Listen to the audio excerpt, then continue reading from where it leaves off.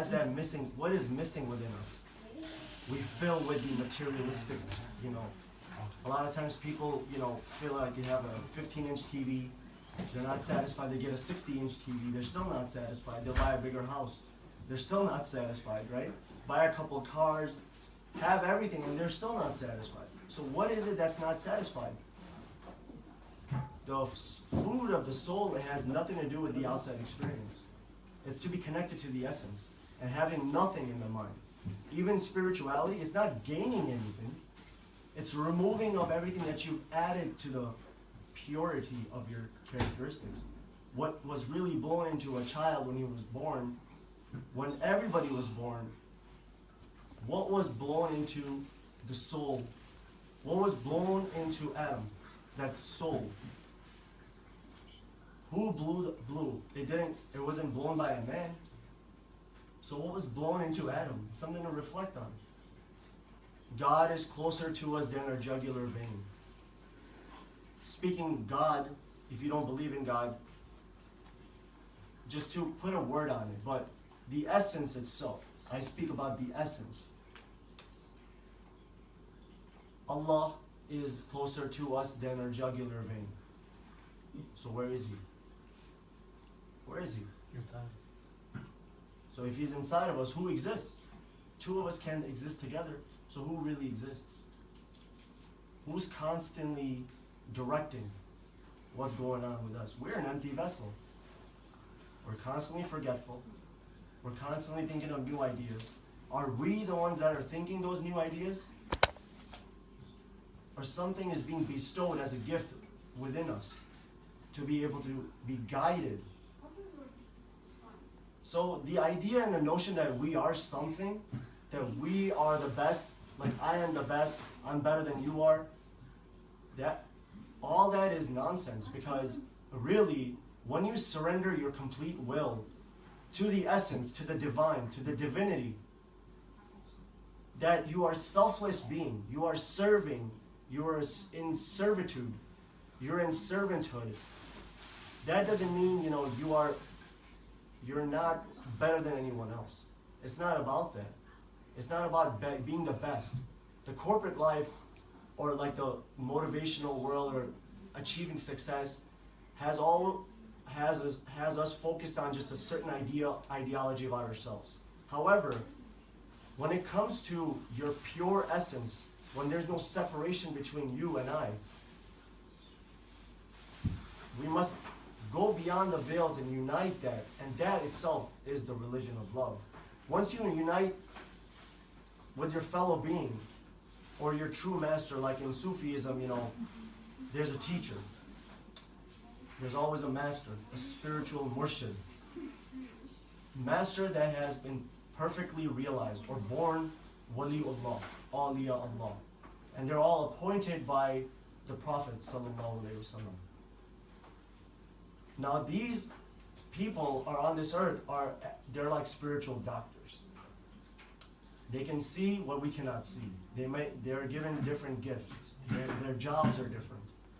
They work for the light, as there's others that work for the darkness. There's many that work for the darkness, and they take people and control societies and have them in control. And there's others that try to break them from that matrix, so you call it, right? To serve. They talk about things that nurture the soul. The remembrance, meditation, coming into the light, focusing on a single point where only the existence of Allah, existence of God, and you are in servitude, you're in servanthood, meaning you're selflessly serving mankind without expecting anything in return. No expectations. Not looking for anything. You're not looking for any money. You're not looking for any followers. You're not looking for anything. You're keeping it as close as to the essence as possible. Meaning you're constantly in remembrance, constantly in love with the divinity, which is pure love, pure divine, pure Allah. Awakened. And then we experience what Allah subhanahu wa ta'ala blew into Adam at the highest level. So what is the highest level? It is one with the Creator. Now, then once you're completely matured, your heart is matured, you lived in this field of activity, but now you're able to observe that field of activity, which you call your world, from a perspective of oneness with the observer, Allah. So you are connected to the one divine, observing the field of activity, constantly sitting as the driver in constant remembrance, in zikr, in meditation of divine. Then you're not creating duality, there's only one. Real duality is when we start thinking that we have some existence. Then we get into some stress, parishani, and things start happening to us, and we feel the separation, and it keeps growing and growing. And we start going in, you know, we just kind of just roam around until we connect back to the essence. As long as you're with the essence, then the light is glowing. This is zikr. This is the ultimate zikr. Is to completely annihilate yourself. When I say annihilate, I don't mean you bomb yourself. Annihilation is constant remembrance that you're not the ego. The ego is submissive to us. It's surrendered. So when we do sujood, when somebody does sajda, that is a symbolism to remember that my ego is submissive to the one. There's wisdom in prayer, wisdom and power in zikr and remembrance. When you remember, when we do the zikr chants, Allah, Allah, Allah, you're not just saying Allah, Allah like a robot, you're awakening a power within you that is pure, that is sublime, that is all the attributes of the one. No longer you exist. When I say you, I mean your submissive ego. The ego that wants to run the show. It becomes submissive to the one. When there's only one, then there is only one.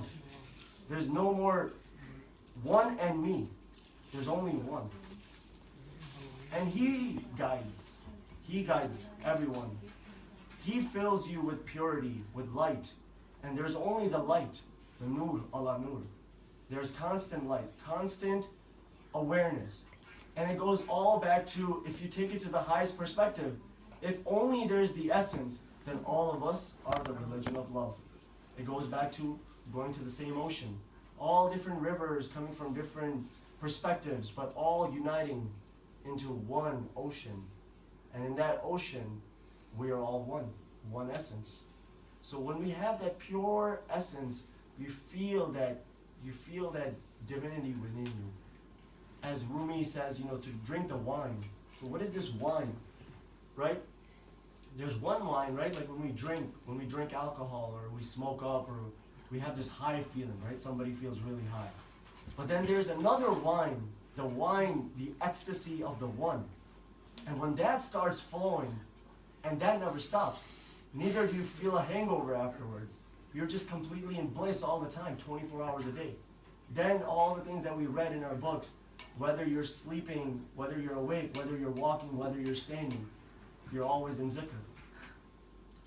Pray as if you're looking at him or he's looking at you. How is that possible?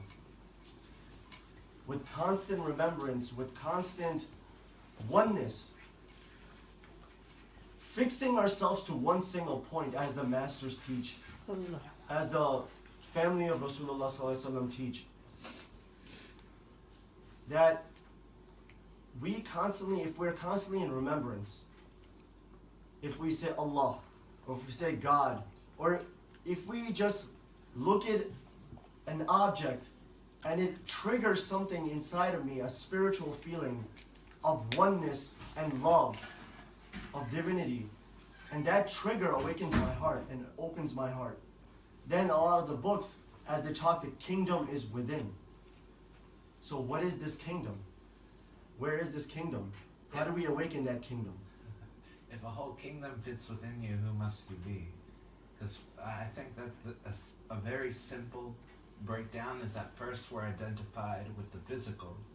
We say, our driver's license, this is me, would be one covering, and then the second covering at the level of mind, the voice in your head, I'm tired, I'm hungry, I'm going to go to sleep, I wish you'd stop talking, whatever is going on in your mind.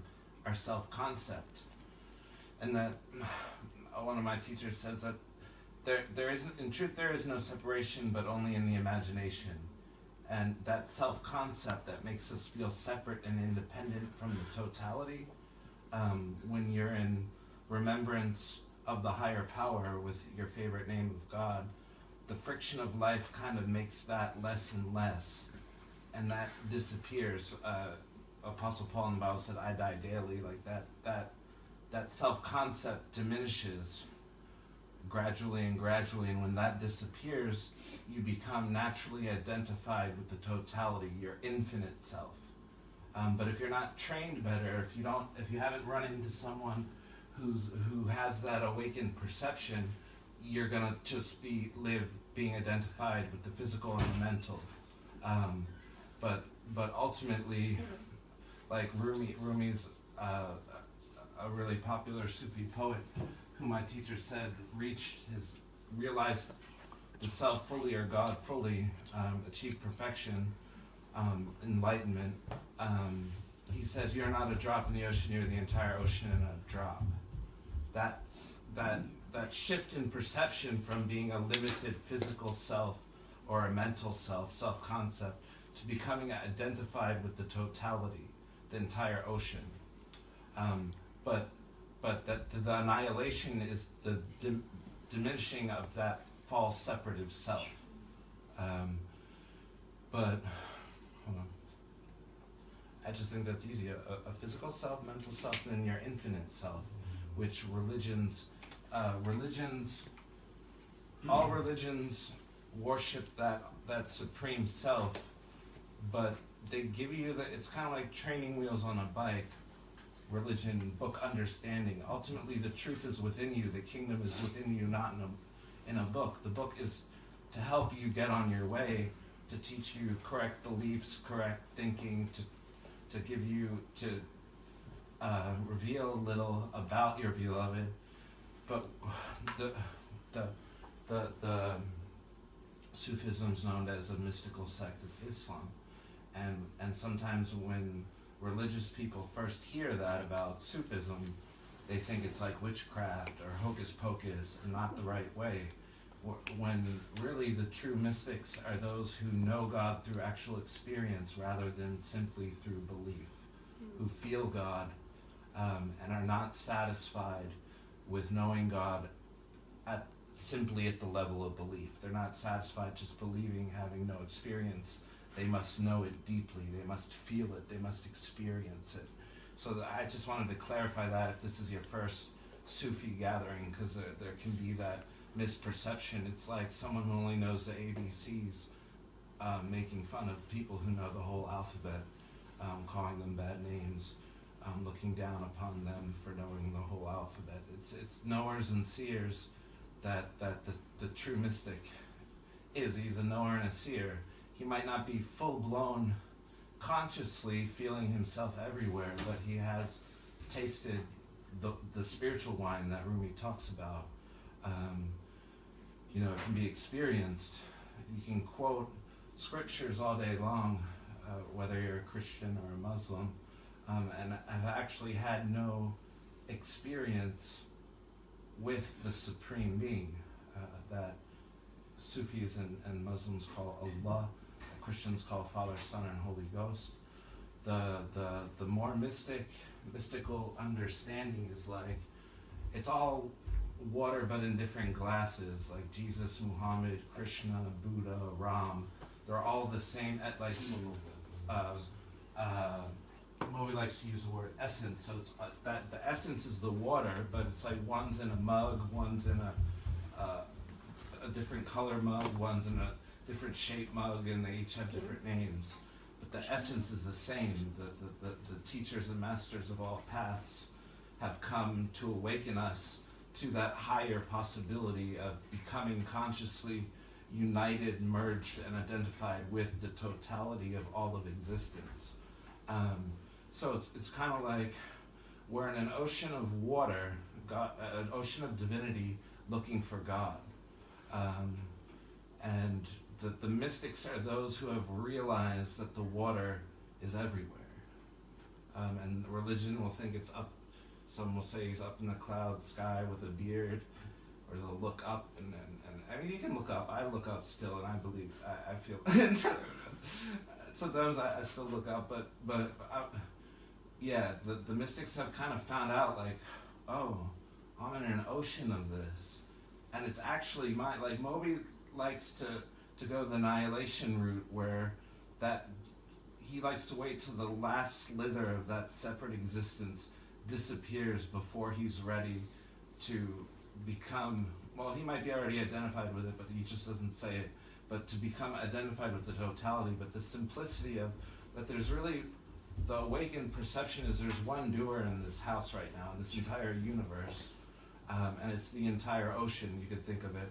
So I'm arising from within you.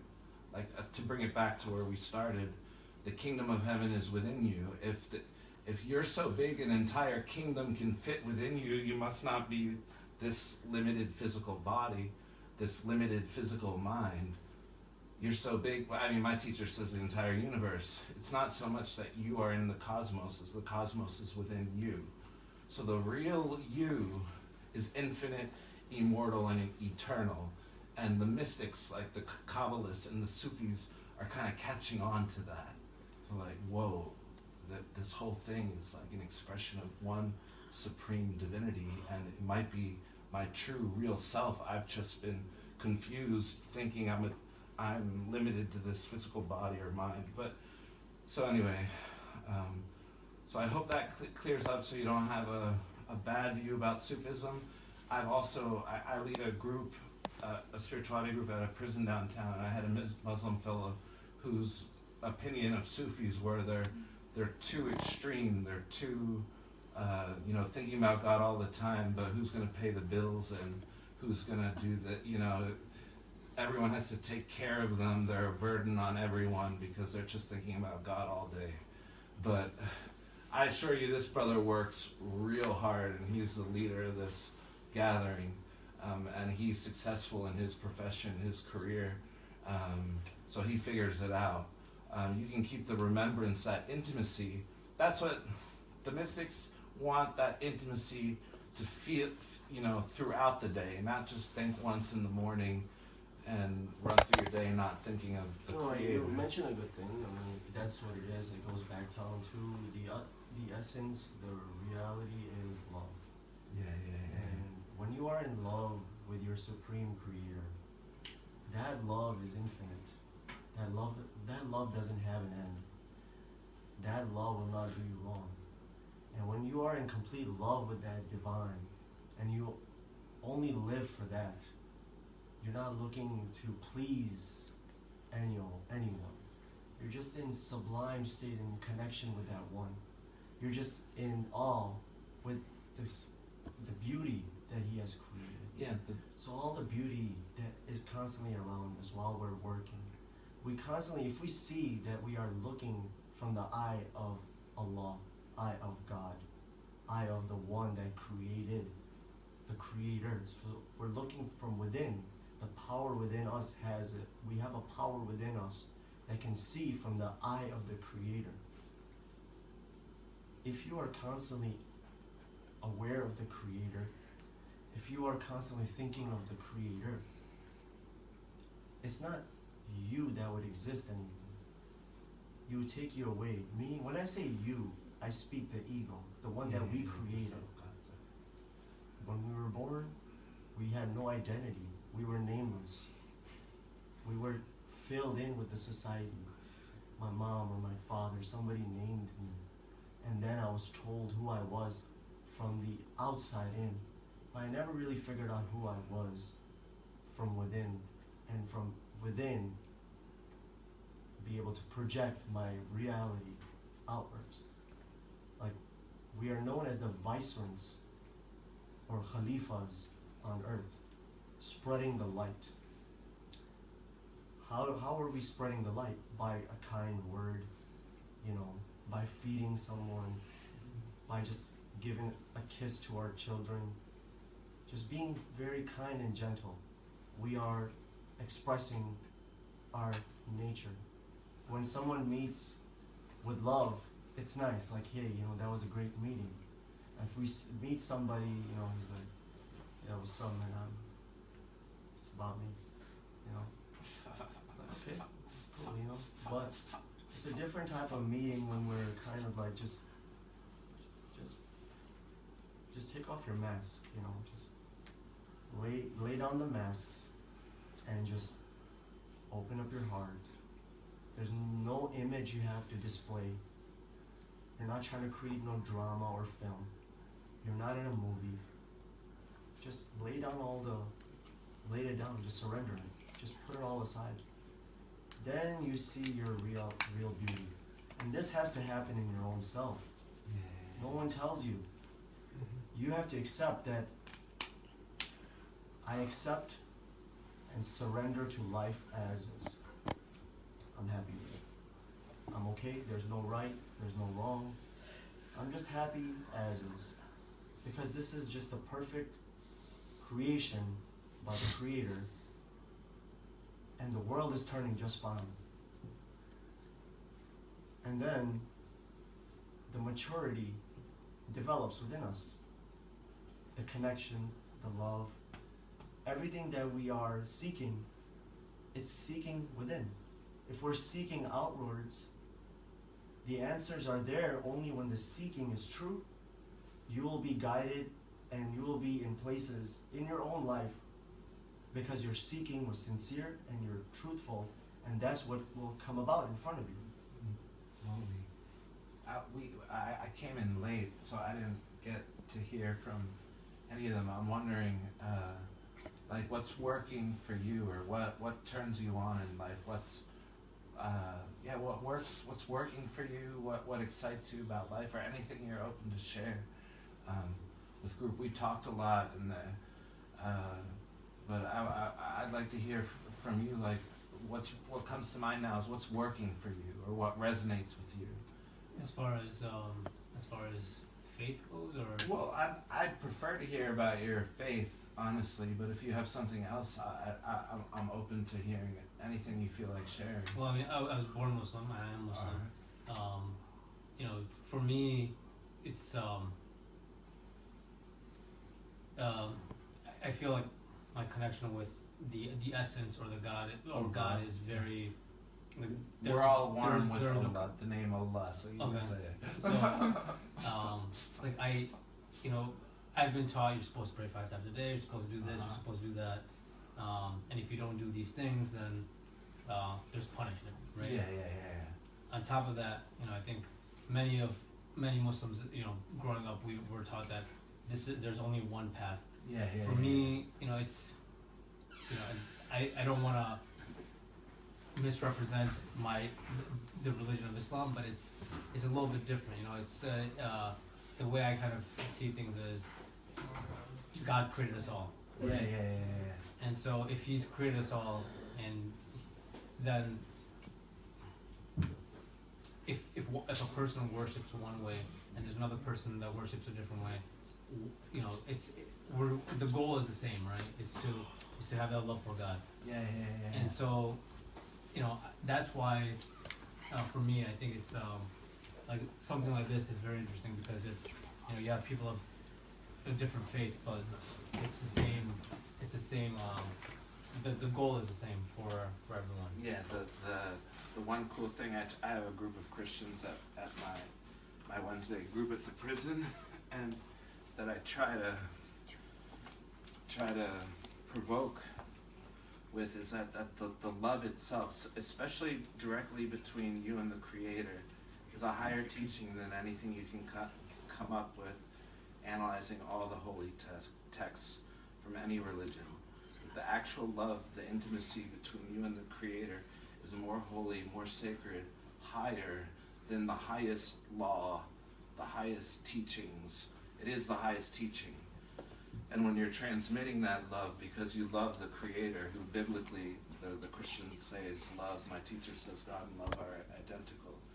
If you're transmitting and conveying that love that's a higher practice than, it's time to, Yeah, then the rules are set up to lead you to the direction of experiencing that love. But once you have that connection established in an intimate relationship with the Creator, the rules like of religion, in my opinion, you can still keep the framework of them, but it becomes, you like get to know the Creator personally. You know He's not going to throw you in hell because you're loving with Him every day. You're feeling Him every day. You just get to get this vibe like your mother who loves you wouldn't throw you in hell, and the Creator loves me more perfectly than that. There's no way, and especially because some don't like this perspective because who are you to know if your salvation's secure or not? But there's different religious perspectives. There's a lot of Christians, if you just believe in Jesus, your salvation is secure.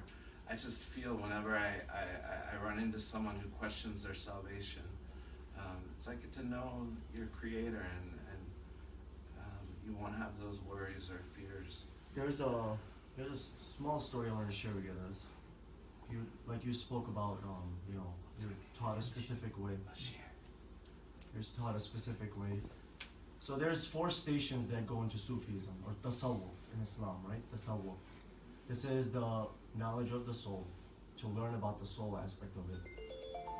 Sharia, Tariqa, Marifa, and Haqiqa. This is a journey of the soul. So there's a story that goes with Maulana Rumi and his student. A student of Maulana Rumi once asked him about the 4 stations Maulana instructed him to go. He instructed him to go next door and slap the 4 students. He slapped the 4 students. So the students slapped each of the 4 students in the room. The first one got up and slapped him back. The second one got up, and just as he was about to slap him, he stopped halfway. The third one just glanced at his face, and the 4th one continued his work as nothing had happened. The student came back to Maulana, who explained to him, the first one was at the level of Sharia. So he dealt with you at the level you dealt with him. The second one was at the level of Tariqah. So he remembered and dealt with you how his Shaykh reminded him to deal with you. The third one had the knowledge that everything is in the hands of the one, Marifa. It's all in the hands of him. But he was curious to know who was sent to carry out the attack. The 4th one was annihilated, meaning nothing, busy in zikr, always in remembrance of Allah, in the one. So he was annihilated in the one, haqiqah, right, truth. So he had no concern whatsoever. He didn't even move him. He didn't even make a move. He was just too busy in the remembrance. So this is our journey. So there's been many stories like this, many stories between the sheikh and the student, murid and murshid. In Sufism, this is the way that murshid, the teacher, teaches you one-on-one. But it's a very interesting type of teaching. It's not in books. It's experiential training. You go through your daily life and you're learning, but you understand the concept of selflessness and the one because you are experiencing it on a different level. It's with a sheikh, if he's a true sheikh meaning the spiritual master, not the, like the guy that teaches at the masjid, but a sheikh of spiritual teachings, spiritual doctor. They have a key to the heart that awakens your awakening of the inner self and making the mind shattered. The ego becomes absolutely submissive to the heart itself. At that point, you only experience pure love. You don't experience separation as much as you want to experience separation. If you wanted to, you can't, because it's a different, you've turned a different door. You've opened a different door in the tunnel that you're walking, in the path that you're walking in your life, that journey that you're on. The awakening happens. Everybody has their awakening. There's not one person that is unawakened. Everybody goes through their journey. Everybody goes through an experience that deepens their wisdom, deepens them as a person, as a human being. A person goes from having such animalistic desires, eating so much, lustful, greedy, and slowly, he starts cleaning himself. What goes through that human being to go on a path of becoming a human being? So really, you're going from the lower earth plane, and you're traveling this whole journey to connect to the one that created you in the first place. I've created man and jinn, but to worship me alone. I've created man and jinn to worship me alone. I am closer to you than your jugular vein. You remember me while you're sitting, while you're laying, while you're standing, while you're speaking. A time comes for you when it's no longer your tongue. It's He who speaks. It's He who sees. And these are all in our books. But to go in depth of that, the masters, the Prophet sallallahu alaihi wasallam, the family of the Prophet sallallahu alaihi wasallam, they taught the inner knowledge. But they didn't just teach it. Yes, they taught from the books. However, they had wisdom so deep, such gift, that there was knowledge being transferred from heart to their students. As the students sat, as some stories recite, where they sat so still that the birds would come and sit on their head, on their shoulders, and they would not move and not make a sound. You can take it to any belief system. You can go take it to the Buddhist, right? In Buddhism, they sit very still. To extremely not think, just being balanced, go into our life, do what we have to do, and then return to the nature of the essence, the nature of the soul, which is peace, contentment. We are happy with what we have. Alhamdulillah. All praises to the one, to the essence, to the divine. And we are constantly in love with Him. We're constantly thinking about Him in such a way where it's almost like an intimate relationship. It's pure. There's no expectations. You're not expecting, like, there's a story of a very famous Qalandar. Her name was Rabia Basri. Qalandar means someone that is unshackled from time and space. They don't care about any of this. They only care about the one. So she had a jug of water in one hand and a flaming torch in the other. And they called her the crazy woman, the crazy lady in that neighborhood, in the village. Now, so they asked her, what are you going to do with this? She says, with this jug of water, I'm going to put out the flames of hell. And with this flame, I'm going to burn Jannah. I'm going to burn heaven. They thought it was blasphemous. This lady's nuts. There's a point behind it. She says, I'm going to do this so you can worship and remember Him, for His love. Not to expect any rewards from Him. Not to expect anything in return. Just to love Him and love Him alone, unconditionally, selflessly. I'm sure any one of us that has done something very selfless is probably the most divine feeling that anybody can feel. When it's absolutely for pure service, pure servitude, pure servanthood, and truly from the bottom of your heart you do it because you truly want to do it, without any expectations, without even telling anybody about it, without saying, oh, I've done this, I've done that, I did this today, I helped this guy out. What is this conversation? What is the purpose of that conversation? The substance and the pure experience of that, your experience, is almost taken away by that. But if you just kept that to yourself, and you truly did it for the one, and you truly did it for the absolute selfless, divine love for the one, then it's between you and Him. There's nothing to show off for. There's nothing to show anyone. But to speak about something and speak about it and put it out there, that's great. It's beautiful. However, but truly doing it for Him, truly doing it for the divine essence, for Allah, for God, for Bhagwan, for Ishwar, a true lover will always be looking at the one. He will never downsize one and put another up. Like, you know, oh yeah, this guy is, wow, you know, he's very spiritual. This guy is going to shits, you know, it's not going nowhere. You know, he's so busy doing all this worldly stuff. What do we know about this man? We don't know anything about this man. So who are we to judge anyone? So to remove that veil of judgment, to remove that veil completely and turning that into unconditional love, it's not impossible. Let me ask a question.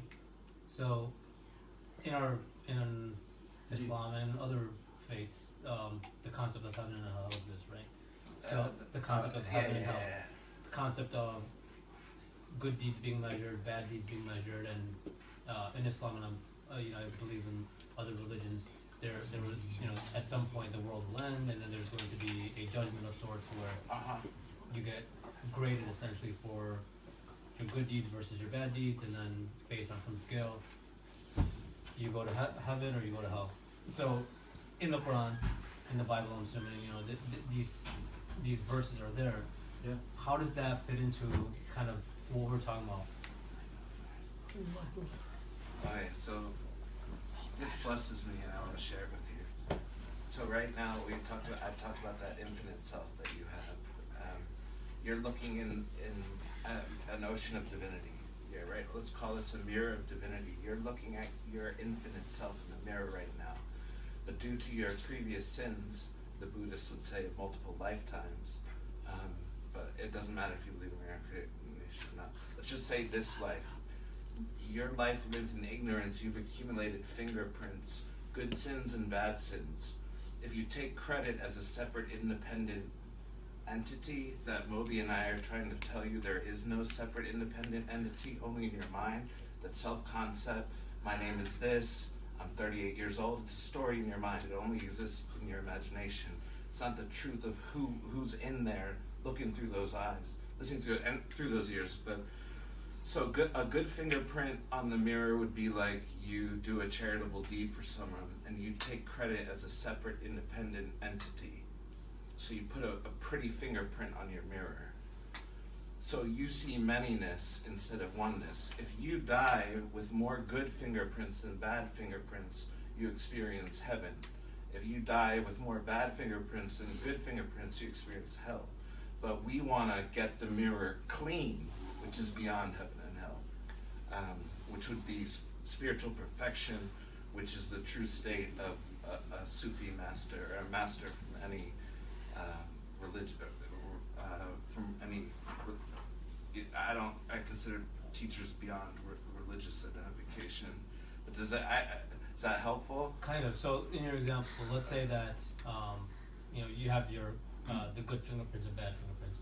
Let's say there's a person, and I know you said let's not, you know, we're identifying characteristics, right, to this person. So let's say it's an 85-year-old guy. Tomorrow's his last day in life. Every single day of his life, you know, it's just been bad deeds, bad deeds, bad deeds. And then the last day of life, he does a great deed, and then passes away. In your explanation, he's gonna have 1,000,001 bad deeds and one good deed. Yeah, there is. I don't have the pay grade to explain further, so that's just it's what a basic understanding. It goes back to, you know, it does go back to your iman, your faith. Your iman is a very beautiful gift that we take it for granted. Iman is faith. Conviction of faith is, it's taken so granted today. To have pure trust and pure love in yourself with Allah, that's iman. It's pure iman. As you've read, you know, you go through iman, and then your final level is ihsan. You become a muhsin. The muhsin is a person that is experiencing haqiqat, which is truth in full-fledged form. So if one verse that says, I have created man and jinn to worship me alone, or meditate on me, or reflect on me, if a person is constantly thinking about Allah, he's purified. You know the story about the person that killed 99 people, right? He killed 99 people, and then he chose a path of goodness with Allah. He chose the path of Allah. He chose a path of purity. He started going that direction. He died in the path. Angels came down. You know that story? Yes. Angels came down. They measured how far away was it. And then the world was, made in such a way where he was closer to the path of Allah. And he was farther away from all the sin that he had done. So he was purified. So, really, are we doing anything? Or are we being bestowed that information? Are we being bestowed that now you come to me? Now you remember me. This is zikr. This is zikr. So speaking of zikr, I wanted to go into it because it's important to keep time. Otherwise, we'll be there here till 2 o'clock in the morning. Nobody wants to be here till 2 in the morning. I do. Thank you. I know. You're fine. So I'm going to speak about zikr. Zikr is, have you heard of mantra? Have you done mantra before? How about you? Mike, you've been here before. You've done a zikr with us. So zikr is, in yogic tradition, is mantra where you repeat certain verses to cleanse yourself. So zikr is the tasawwuf, the Sufi version of awakening the hearts and giving the brain waves the capacity of absolute positivity and shunning the negativity and connecting to oneness with the one, with the ocean. So this is something we do collectively as a group, and then we do guided meditation where we just sit quietly, we do the breathing in and breathing out and being conscious of the breath. Being conscious of the breath in such a way where we're aware of every single breath. All the thoughts bombard you, but you're putting those, thoughts to rest for a little while, at least in this moment, and then go from there. Here, Eric. Bismillah ar-Rahman ar-Rahim. So I'm going to just explain a little bit about zikr and from the spiritual text as well.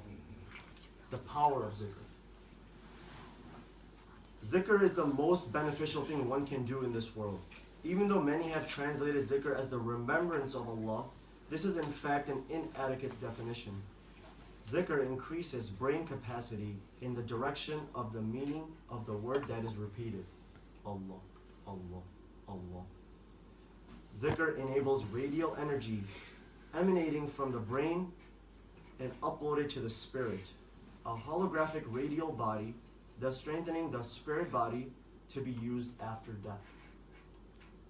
On continual practice, zikr develops the comprehension capacity of the brain in relation to the meaning of the words that are repeated.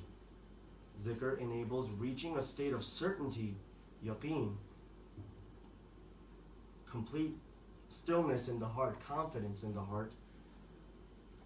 Zikr allows the actualization of the divine meanings.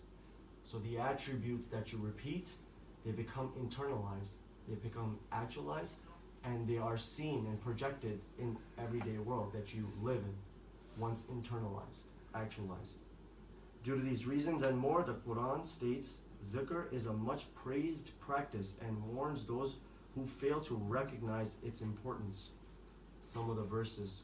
And whoever is blinded with external things from the remembrance of Rahman, remembering that his essential reality is composed of the names of Allah, and thus from living the requirements of this, we appoint for him a Satan, a delusion, the idea that he is only the physical body, and that life should be lived in pursuit of bodily pleasure. And this belief will become his new identity. And indeed, these will avert them from the way of the reality, while they think they're on the right path. Satan, again, corporeality, the idea of being just a physical body, has overcome them and made them forget the remembrance of Allah, their own reality of which they have been reminded that they will abandon their bodies and live eternally as consciousness comprised of Allah's names or attributes. Those who are receptive to satanic impulses and think of themselves as only the physical body are the acquaintances of Satan. Take heed, and of Satan are the very losers. Again, being Satan meaning You think you're only the physical body. You're nothing. You're no spirit. You're nothing. This is what the idea of Satan is. O believers, remember Allah much. Constantly being in remembrance in your heart. Being in that ocean continuously in zikr, repeating itself silently. Absolutely. And he who turns away from my zikr, zikr meaning the absolute reality of which I have reminded him. Indeed, he will have a restricted life. Restricted meaning limited by the conditions of his body and mind. And we will resurrect him as blind in the period of this doomsday. So remember me, zikr, and contemplate so that I will remember you. So if my servants ask you of me, undoubtedly I am qareeb, as close as the limits of one's understanding. Remember the verse, I am closer to you than your jugular vein. I responded to those who turn to me in prayer. So let them respond to me and believe in me so that they experience their maturation. Indeed, the zikr of Allah, the remembrance of Allah is akbar, enables one to experience absolute magnificence. When the Rasul of Allah sallallahu alaihi wasallam is asked what is the most pleasing practice in the sight of Allah, he explains the importance of zikr with his words, dying while your tongue is engaged in zikr.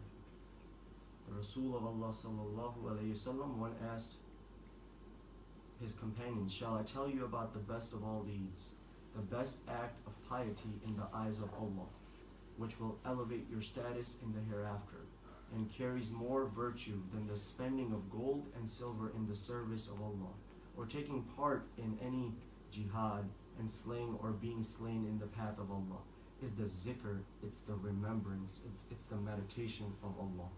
Nothing is more supreme in saving one from the wrath of Allah than his zikr.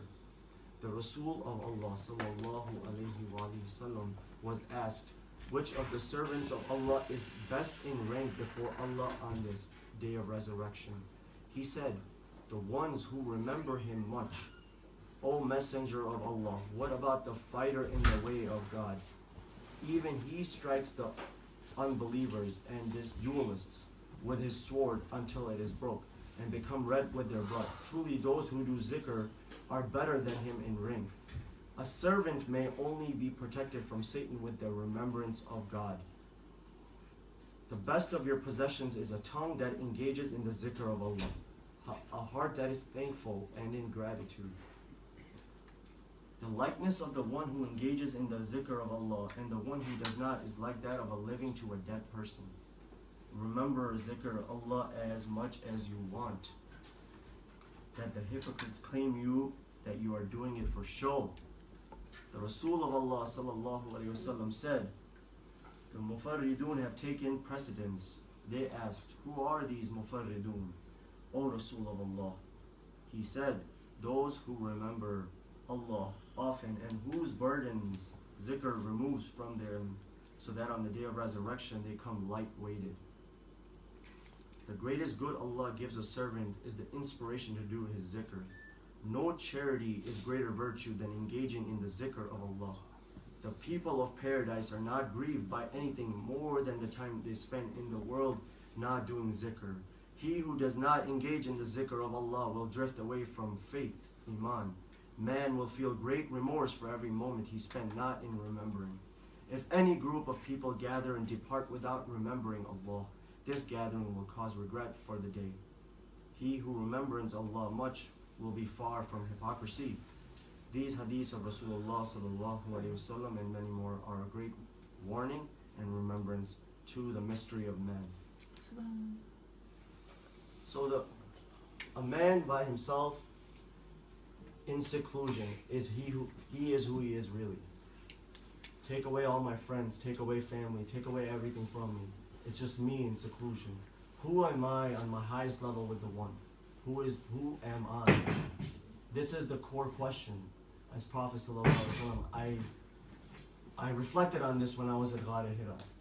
When I went there, when I sat where Rasulullah ﷺ used to sit and where the Quran came to him, and I asked, SubhanAllah, he used to sit here, walk up here, and be here in meditation, in purity, and in the wonders of who he is in connection to his Creator. So, as an example, then you look at him, then you look at his family, that they taught only love, but being in connection and in remembrance with the one, Allah, and remembering the family of Sallallahu Alaihi Wasallam, the true teachings. There's a whole story as how they've been, broken off, but really, the one that holds on to Rasulullah Sallallahu Alaihi Wasallam and the family of Rasulullah Sallallahu Alaihi Wasallam, they have the perfected yaqeen, certainty, and the power, and they feel it sublime, living through them like fire, like lion. They're like lions on earth. They live, they're strong, they have so much energy, constantly moving through them from nur ala nur, from the light of all lights. And at the same time, at night, they're surrendered. They're constantly in remembrance. So it's not about separating your spirit with your body. It's all one. It's you as a spiritual being having a human experiencing life. And you're in gratitude for it. And if you see, like we were talking about earlier, if we actually look from the eye of God, if we look from the Creator's eye every single day, we will only see love. We will not see hate. As there's no hate in the book of God. There's no hate anywhere, recognizing that we ourselves are that one love. We are that oneness with Creator. All the names given of peace and unity, oneness with Creator, all lead back to the one ocean, which is uniting all of us together in oneness with one, the essence in the same ocean. If everybody does what they do, it's not about convincing anybody or one has to become a certain belief or faith. It's not about that. There was a story, there was a Hindu. He went to a sheikh, a spiritual master. Spiritual masters, if he or she are authentic, they'll give you a blunt answer. So, this man experienced this. He said, "Oh, I was a Hindu, I became Muslim." He said, "What's the point? You still haven't found God. You did a great thing. You went from being one faith to another faith. What's the point? You still haven't found the one." So that got him thinking. So a lot of these stories, when you read about the awliya Allah, the waliullah, or anyone that lives in the mystical path of spirituality, mysticism you can call it, or Sufism, or Kabbalah in the Jewish faith, right? Anybody that's to do with any spirituality, you will see that there's not a lot of conversation and there's not a lot of book teaching, but the one that is receptive to all, one thing is to remember that we surrender to everything the way it is. Then you can experience everything the way it is. You will experience everything. It's not in your control. But there's only one thing we have to keep in control, is our own ego. It's like that crazy horse that's constantly running around, right? But the one that's trying to tame it, the one that's training that horse to settle down, he's going to try to keep taming that horse. He's going to jump on it, he's going to fall off. He's going to jump on it, he's going to fall off. But a point will come that jungly horse, that crazy horse, will become still, and he will surrender to his master. For us, that crazy horse is our ego. It makes us run around everywhere. I want to achieve this, I want to accomplish this, I know about this, I have opinion on this, I have this, I have that, I have this. All this is going on. If you tame all that in one single point and fix that concentration, and you sit on that horse, and now that a horse is tamed, now you can fly with full speed on that horse and get to your destination. You're in this tunnel. There's light at the end of the tunnel. Now that light is always there. So what is it for us to get to that light, that nur within us? What is it that if the nur and the kingdom within the heart is there waiting to be opened, what is it that's stopping us? We cannot give this up. We are too afraid to let go. Once we let go of this, we feel like our life is over. No. It's actually an absolute new life in Jannah or heaven or where wine flows and there's gardens under which rivers flow. All that is experienced within us. The zikr of Allah, the remembrance of God, is the highest remembrance. There's nothing outside of the zikr. Anyone that you love, if you fall in love with that person, what's going to happen? I'm sure, some of the guys here, I'm sure you've fallen in love before. So when you fall in love with a girl, what happens? You think about her, you text her, you write letters to her, if you're in a group of friends, they're like talking, they're doing their thing, but you're in remembrance of her, right? So you're constantly in this remembrance. So what for that person that falls in love with the one?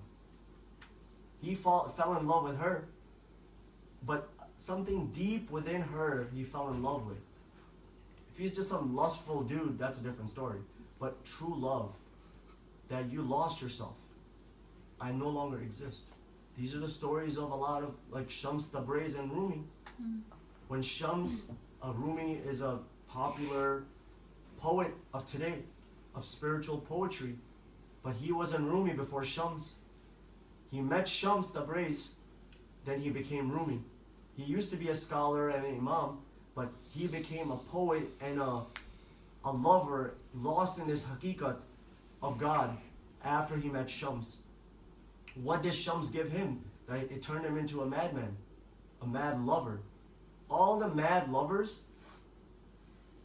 they're absolutely just in love. They're known as the crazies. They're known as the crazies in society because they're just in love. They are roaming around the earth. However, other people are judging them. But for the one that is in love with the one, he will not care about what this person thinks about me when I'm in love with the one.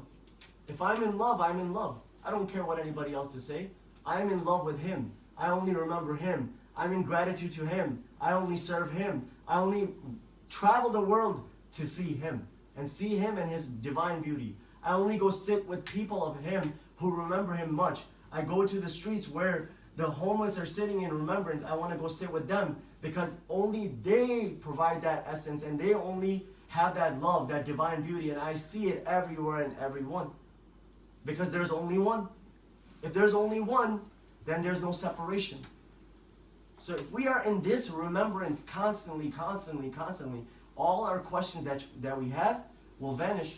There will be no more questions. There will be just expression. And you will express your divine beauty the way you were supposed to once he becomes your hands that you write with, the eyes that you see with, the tongue that you speak with, the feet that you walk with. He becomes all of it. You no longer exist because you surrendered. You have surrendered your will. What does that mean to surrender your will? It's deep, it's reflective, but it's something you do within. No one can tell you. No one can walk the path for you. It's only you. It's only me. It's our path alone. We were born alone. We have a grave going alone. One thing we have to remember that we constantly forget that we will die. But we have made this death in such a fearful thing, but we're not really dying. We're dying from this body. We're dying from this body, going back to the essence. That's probably the most happiest day of someone's life, if they truly understand what death means. A lot of the Sufi poets, there's a story that we discuss much. Read about Mansur al-Hallaj. He happily died. He got hung for claiming Anan Haq, Anan Haq, Anan Haq. I am the truth, I am the truth, I am the truth. Society didn't understand that. They called it blasphemy. So they martyred him. But him, he left something behind. Even when he was hung and his ears were cut off, his blood was all over the ground. Every single blood drop turned into Arabic writing of Anan Haq, Anan Haq, Anan Haq, Anan Haq. I am the truth. He left that legacy behind. A man that was lost in the remembrance of the one. What is it that this soul wants? It wants to return back to its nature. It wants to return back to the attributes that we spoke about earlier, that Allah blew into Adam alayhi salam. Adam. What did he blow into Adam? What was it that is active within us? Can you say the 99 names of Allah?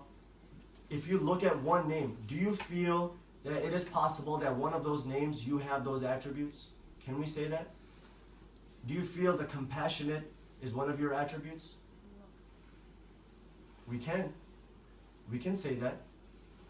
But how expansive is that compassionate in you? Is there a limit to that compassionate? The eternal. He has no beginning and he has no end. So what has a beginning and what has an end in our life is something that he sent here for us to express, to go back to his nature. But there's no end. That's something we made up to separate ourselves from the divine. Read about the stories of Imam Hussein alayhi salam and Imam Hassan alayhi salam, and get to know the family of Rasulullah sallallahu alaihi wasallam. After Rasulullah sallallahu alaihi wasallam, only they have the true knowledge. They have the wisdom. Not today's Imams. They don't know anything. They read a book and they say, yeah, you know, you're going to burn in hell. It doesn't work like that. Paradise is within. There's wine flowing through us. There's zikr flowing in us so deep, so vibrant. That itself is nur itself. None of us are real physical bodies. If we take away the nur out of it, it's dead. What keeps us going is the nur. So that nur is awakened within us at full potential. Who exists at full potential? Allahu nuru samawati wal ard. He is the creator of heavens and earth. He is the creator of all nur. He is the nur, and we are all part of that nur, the light. This is the light. We are all the light. So what you see is what you observe. It's not you seeing me. Who is the observer? Who is the observer that is looking at me? That observer we need to recognize.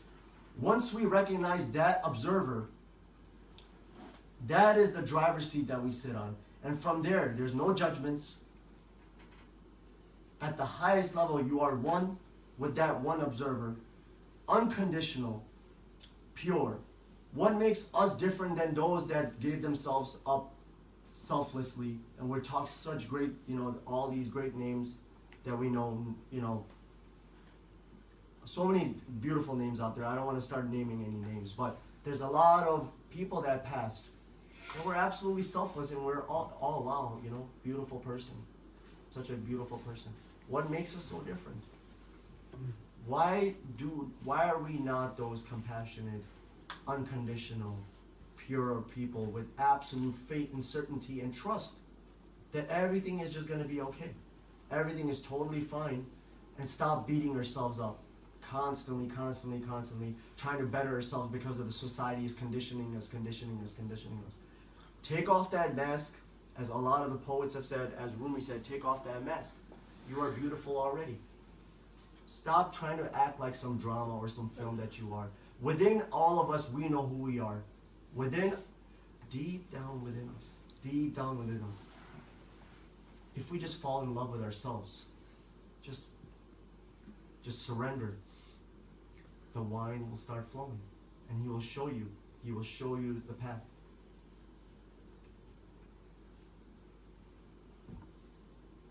If you guys can all center your energy and your attention in your heart. So when we do zikr, when we express zikr, it's coming from the heart. It's not just lip service. Lip service will never get you to the goal. It will never break off the mask. But internalize every zikr. So when we say Bismillahir Rahmanir Rahim, we are praising and expressing the compassionate and the merciful. When we say La ilaha illallah, what does La mean? La in Arabic means what? Nothing.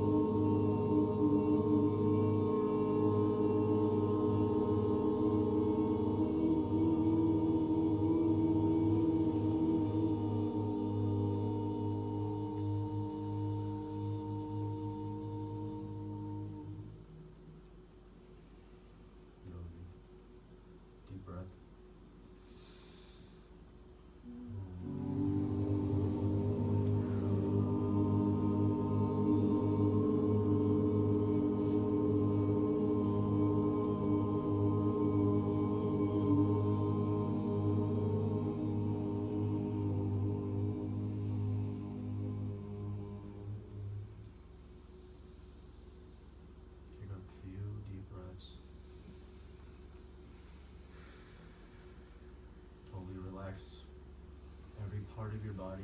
Make sure every single one of your limbs, your shoulders, your arms, your fingers, all are loose, relaxed. Totally relax. Let yourself go.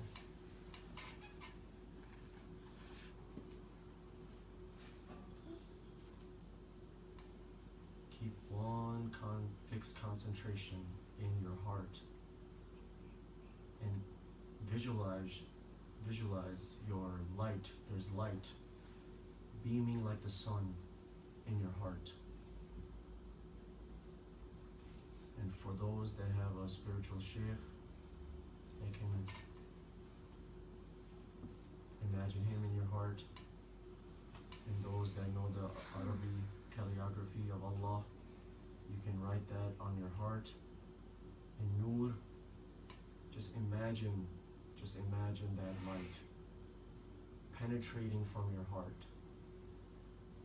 Make yourself imagine that there's a light penetrating and beaming in your heart.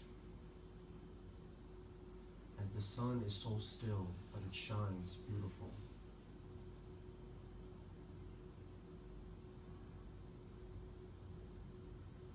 Be conscious of your breath. All the thoughts that bombard your mind, let them come and go. Just be conscious of the breath. It's okay, the thoughts will come. Just don't cling on to any thought. Don't attach yourself to any thought.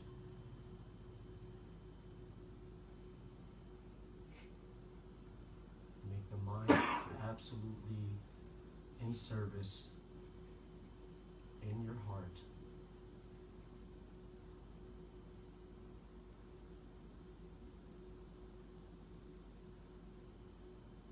Stay in that moment for a minute.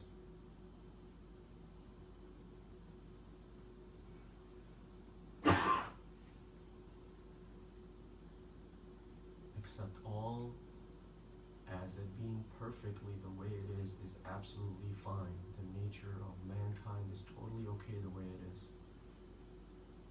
You're completely content with life as is.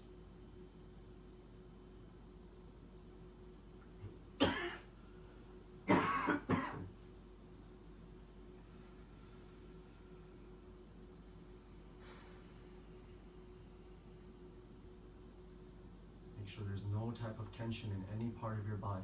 If you feel any tension in any part of your body, take a deep breath and release it from that portion of your body.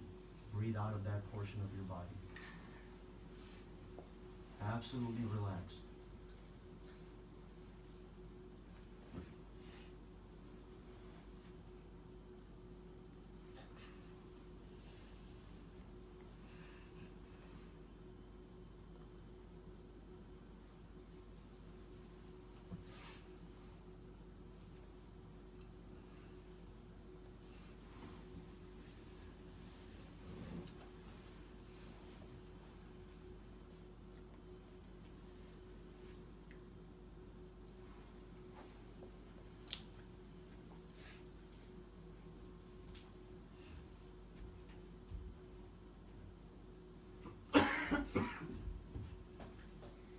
Open up your heart to receiving the light as the light is flowing through you. Open the gateway. Open your heart up and let the heart be the receptor of light.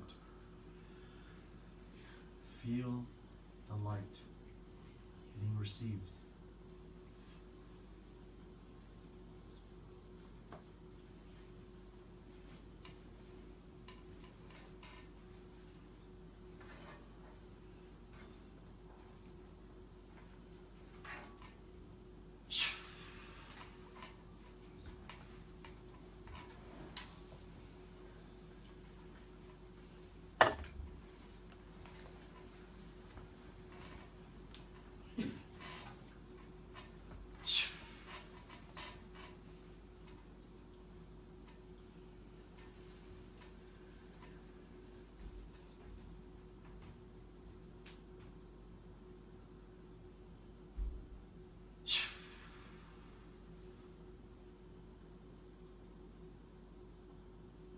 feel the light is in your mind.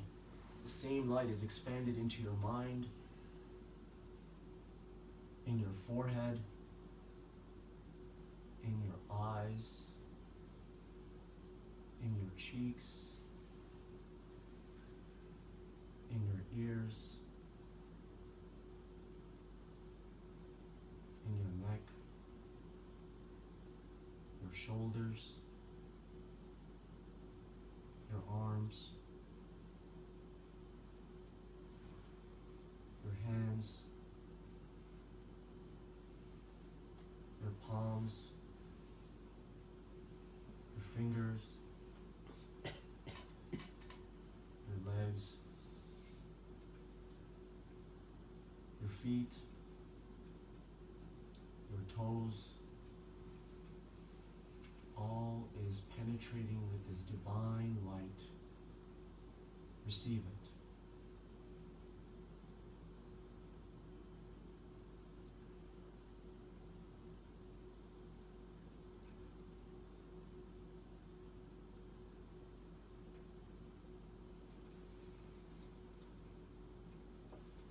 Divine Essence, God, Allah is all with you. Receive.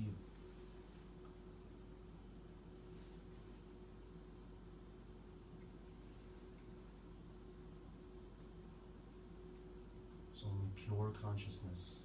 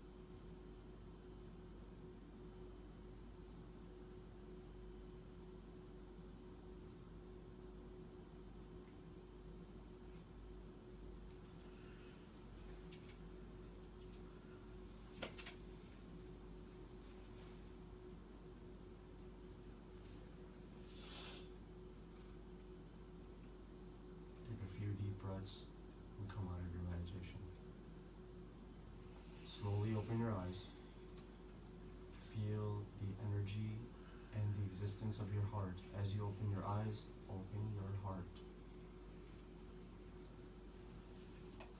أعوذ بالله من الشيطان الرجيم بسم الله الرحمن الرحيم الحمد لله رب العالمين الرحمن الرحيم مالك يوم الدين إياك نعبد وإياك نستعين اهدنا الصراط المستقيم صراط الذين أنعمت عليهم غير المغضوب عليهم ولا الضالين آمين بسم الله الرحمن الرحيم قل هو الله أحد الله الصمد لم يلد ولم يولد ولم يكن له كفوا أحد بسم الله الرحمن الرحيم قل هو الله أحد الله الصمد لم يلد ولم يولد ولم يكن له كفوا أحد بسم الله الرحمن الرحيم قل هو الله أحد الله الصمد لم يلد ولم يولد ولم يكن له كفوا أحد بسم الله الرحمن الرحيم. Ya Allah, we have gathered here today to remember you and you alone. Ya Allah, everybody that gathered here today, whoever came with the purest and purest of intentions of to getting to know the truth and being nearest to you and you alone and being in absolute connection with you and you alone, please bestow upon everybody that beautiful nature of our divine essence to us. Let us all be one with you and you alone. Let us remember you and you alone. Ya Allah, please perfect all of our faiths and our certainty that we can be able to trust you and you alone in all matters of life, all matters of our daily activities. Let us all understand that your divine beauty and your divine nature are sublime and they are the truth, and forever they will remain the truth. So let us understand what it means to be in divine essence as the beautiful Prophet Muhammad sallallahu alaihi wasallam, his beautiful family, the Ahl Bayt, and all the beautiful messengers and all the beautiful saints and sages and anybody that has taught the truth to unite in diversity, and for us to understand the message of humanity leading towards divinity. Let us all understand what it means to be divine nature. Let us all be those viceroys on this planet to serve as the light and be active to serve the light and come in service for those that need, and let us provide the light for those that need it the most. Let us be humble, let us be in servitude, let us be in service, let us be kind, let us have great characteristics, let us not hate, let us not judge, let us not envy, let us not be among those that are living on the lower earth plane. Let us be among those that live in the highest earth planes with you and you alone, with walking on this earth with you and near your throne. Allahumma salli ala Sayyidina Maulana Muhammad wa ala ali Sayyidina Maulana Muhammad. Ya Allah, it is your beloved's birthday this month, sallallahu alayhi wasallam. It is his birthday this month. He is the one that taught us what it means to be in the light of all lights. Let us understand what it means to be in the light of all lights. Let us meditate and contemplate and wonder of our existence. Why are we here? Who am I? What is my purpose on this planet? Let us understand all of this. Let us understand our divine nature. Sallallahu ala habibihi Muhammadin wa ala alihi wasallam. Sallallahu ala habibihi Muhammadin wa ala alihi wasallam. Sallallahu ala habibihi Muhammadin wa ala alihi wasallam. Birahmatika ya arhamur rahimin. I'd like to thank my spiritual master, my sheikh, who has bestowed this gathering, who had us start this gathering. I want to have the most prayers for him and let him be blessed with the highest states, in the most high states with Allah subhanahu wa ta'ala, and his family be blessed. Sallallahu ala habibihi Muhammadin wa ala alihi wa sallam. Bi rahmatika ya arhamur rahimin.